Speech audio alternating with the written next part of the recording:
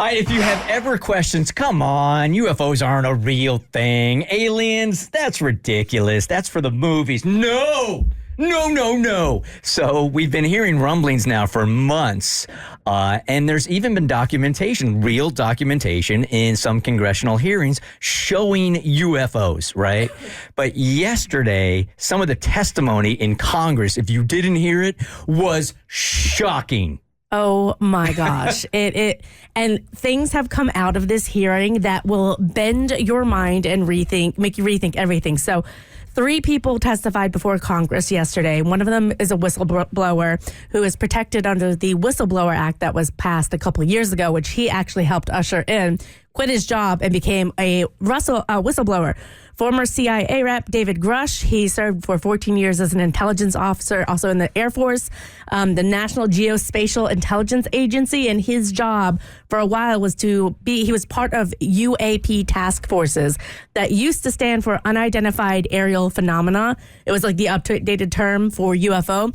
Now, and this is a clue for you guys, it has been expanded to mean unidentified anomalous phenomena. And that means just not typical. So they're not even saying aerial anymore because they don't understand how these crafts move. They're just saying it doesn't move typically like any intelligence that we know on Earth. I think Cassie's going to play some clips of them saying that one of these ships was like in the middle of like a tornado or a hurricane or something and took off at a speed they've never seen before. Yeah, that they were saying like it could stay completely still in the middle of the tornado. Do we have that clip, Tommy? I don't think we do.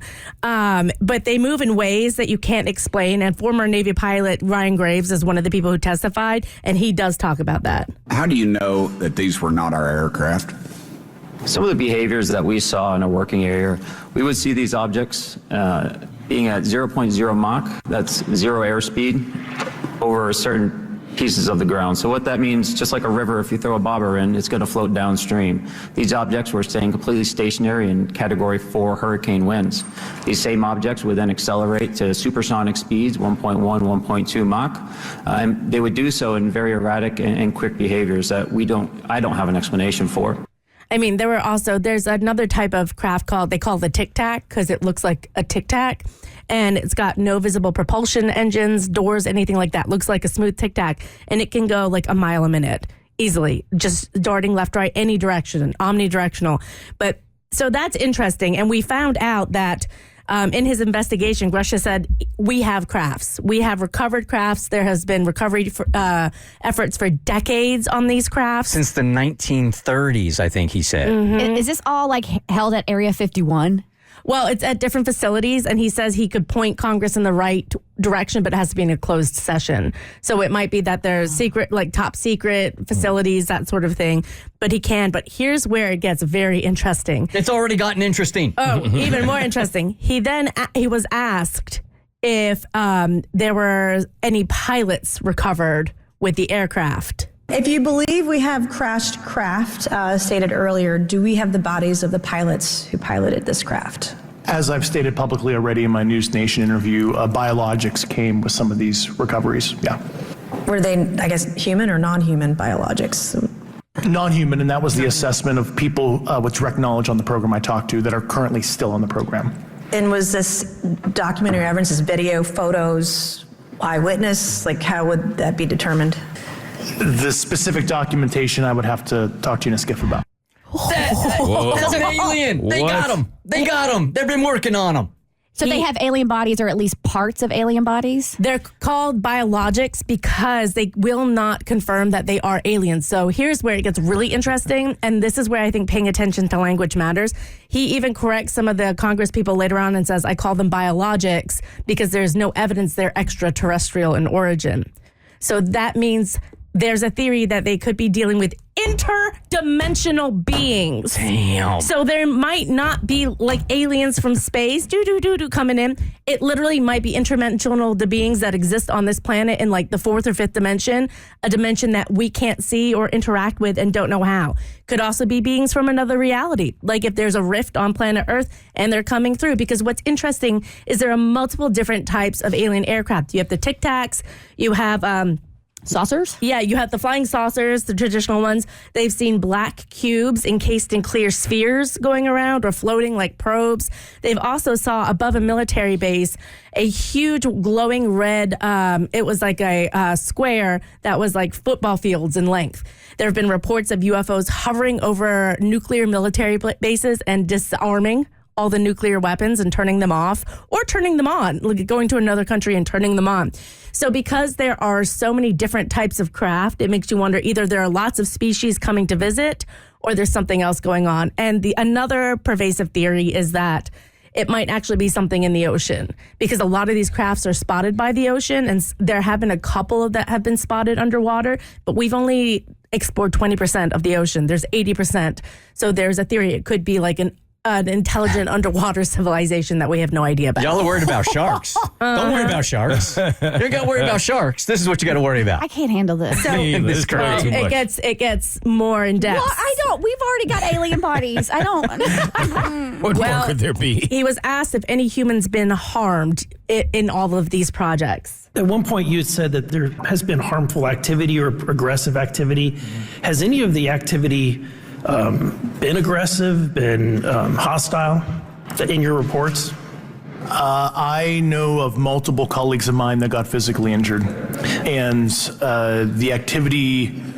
And I got by UAPs or by people within the federal government. Both. Okay, so there has been activity by alien or non-human technology and or beings that has caused harm to humans. I can't get into the specifics in an open environment, but at least the activity that I personally witnessed, and I have to be very careful here because they tell you never to acknowledge tradecraft, right? So what I personally witnessed myself and my wife was very disturbing. Okay. Okay, you can't leave us hanging like that, dude. You can't say very disturbing without telling us what's going on. It's a very big allegation. He was later asked about murder, and he's like, I need to be careful with my words. And I think that stuff will be revealed in closed sessions to Congress. But this is the last thing I want to play because he was asked how the program gets funded. As a result of your previous government work, have you met with people with direct knowledge or have direct knowledge yourself of non-human origin craft? Yes, I personally interviewed those individuals. Mr. Grush, as a result of your previous government work, have you met with people with direct knowledge or have direct knowledge yourself about ATs, advanced technologies that the U.S. government has? Based on conventional advanced tech, I was briefed to the preponderance of the Defense Department's both space and aerospace compartmented programs. Yeah. And I don't want to cut you off, but how does a program like that get funded? I will give you generalities. I can get very specific in a closed session, but misappropriation of funds and does that mean that there is money in the budget that is said to go to a program, but it doesn't, and it goes to something else? Yes, I have specific knowledge of that. Yep. So what we've learned is that secret programs exist by siphoning off and misappropriating funds sent to something else. We have recovered aircraft. We have non-humanoid biologic beings, and that people have gotten hurt by both the aircraft reverse engineering it and by members, allegedly, based on this testimony, of the U.S. government in very severe ways because of this stuff.